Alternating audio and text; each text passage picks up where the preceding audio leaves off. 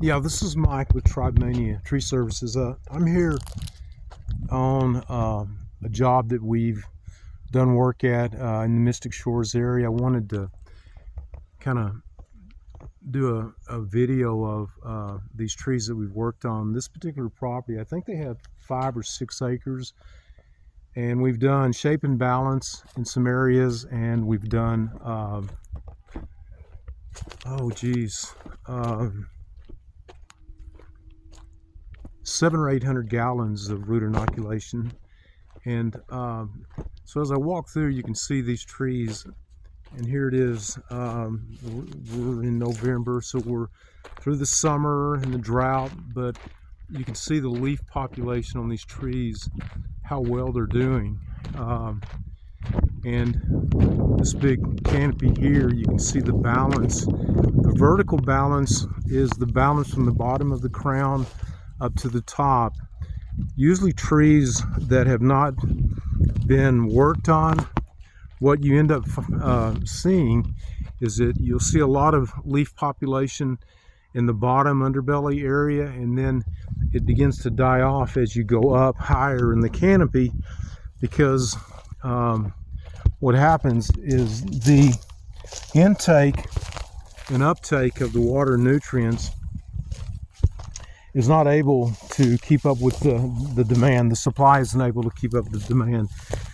What happens is when we do the shape and balance, and then when we do the root inoculation, it creates balance in the canopy. We eliminate unwanted growth, and the root inoculation creates a secondary root system that increases the intake of water and nutrients from the soil zone.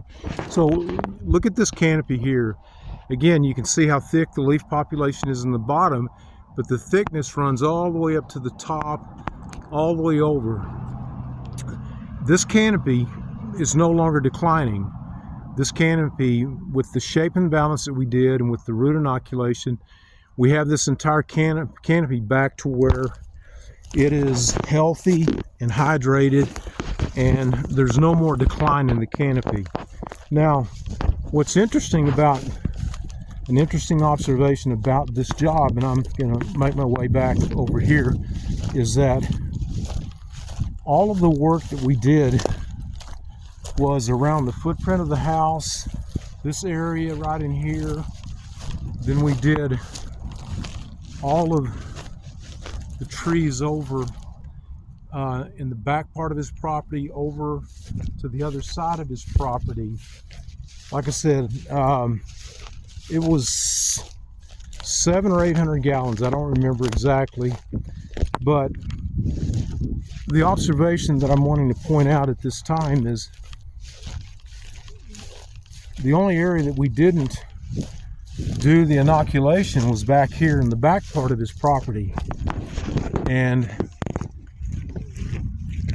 the observation is that this is where this season, at the beginning of this growth cycle, he lost.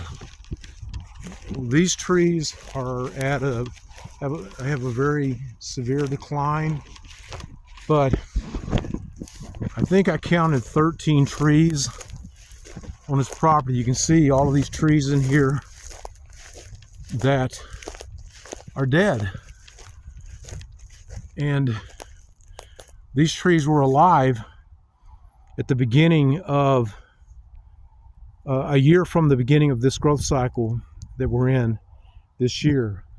And so the observation is that the trees, the area on his property that we did not do the inoculation, that is the area that he's lost all these trees. The areas on his property where we've done the root inoculation, all of his trees are doing well. So give me a call. I'd be glad to come and look at your trees and do an assessment. When I do the assessment of your trees, I'm able to assess the stress and the hydration levels of your trees.